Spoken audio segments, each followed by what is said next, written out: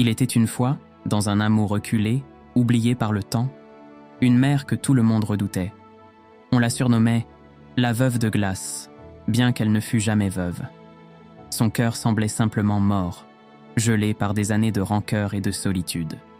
Elle n'aimait personne, pas même sa propre fille, Clara, une enfant aux yeux clairs comme l'aube et à l'âme pure.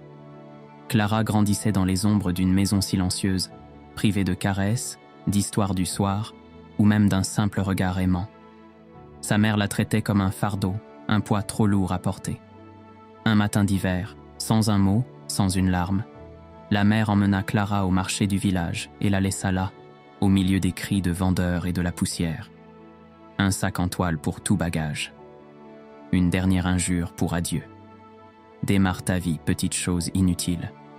Tu ne me serviras plus à rien. Clara, à peine 10 ans, resta là, figée, alors que le brouhaha reprenait. Les passants la contournaient comme une pierre dans leur chemin. Certains murmuraient, d'autres détournaient les yeux. Aucune main ne se tendit. Les jours suivants furent cruels. Elle dormait sous les étals, volait des restes pour survivre et échappait de justesse à ceux qui auraient voulu la vendre ou l'utiliser. Mais dans cette misère, quelque chose s'éveilla en elle. Une flamme, un instinct, une ruse. Clara apprit à lire les visages, à deviner les intentions, à devancer les gestes. Elle séduisit les enfants du marché par ses histoires, charma les anciens par ses chants et gagna peu à peu la protection des marchands. Elle devint une légende vivante, une survivante que rien ne brisait. 1 an plus tard, le marché était en effervescence. Un événement rare. La mère de Clara, méconnaissable, faisait son retour.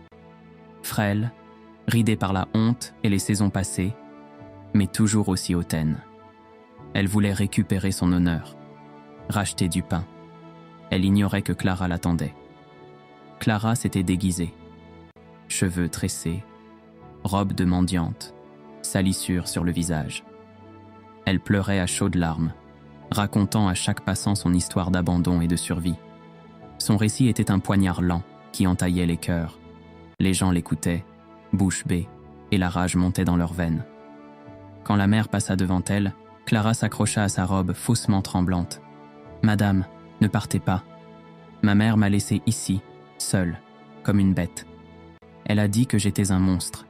Elle m'a dit que je ne méritais pas de vivre. » La mère blêmit. Cette voix, ce regard, ce n'était pas possible. Clara, ah, tu me reconnais enfin. Maman, le silence se fit. Puis la foule rugit. Les marchands, les enfants, les mères du village encerclèrent la femme glaciale. Elle tenta de fuir, mais Clara avait tout prévu. Les issues étaient bloquées. Chaque témoin de son abandon était là. Les preuves étaient vivantes. Alors, devant tout le village, Clara se redressa, droite comme une reine. « Tu m'as laissé mourir, mais j'ai choisi de vivre, sans toi, contre toi. Et maintenant, regarde ce que je suis devenue. » Les cris de la foule noyèrent ceux de la mère. On la chassa du village, sans ménagement, humiliée, traînée dans la boue qu'elle avait laissée derrière elle. Clara, elle, fut portée en triomphe. Elle devint la protectrice des orphelins, la voix des sans-voix, la lumière d'un peuple qui avait oublié l'espoir. Et dans chaque coin du village, on racontait encore l'histoire de la fille abandonnée, devenue légende. Avant de continuer, abonnez-vous et laissez un petit like. Les années passèrent. Clara grandit, entourée d'affection et d'admiration. Elle transforma un vieux entrepôt du marché en refuge pour les enfants abandonnés. Là, elle leur enseignait la lecture, l'art de se défendre et surtout, la dignité. Mais malgré le respect, malgré l'amour, une blessure restait enfouie dans son cœur. Chaque nuit, elle revoyait le visage de sa mère, ce regard vide et dur. La haine qu'elle avait su utiliser pour survivre la brûlait encore. Elle se demandait, suis-je vraiment libre si je suis encore prisonnière de sa trahison? Un jour, un vieillard frappa à sa porte. Il tenait un message. Elle vit dans une cabane, à la frontière du village, seule, malade. Elle murmure ton nom dans ses délires. Clara hésita. Puis, poussée par une force qu'elle ne comprenait pas encore, elle se rendit là-bas.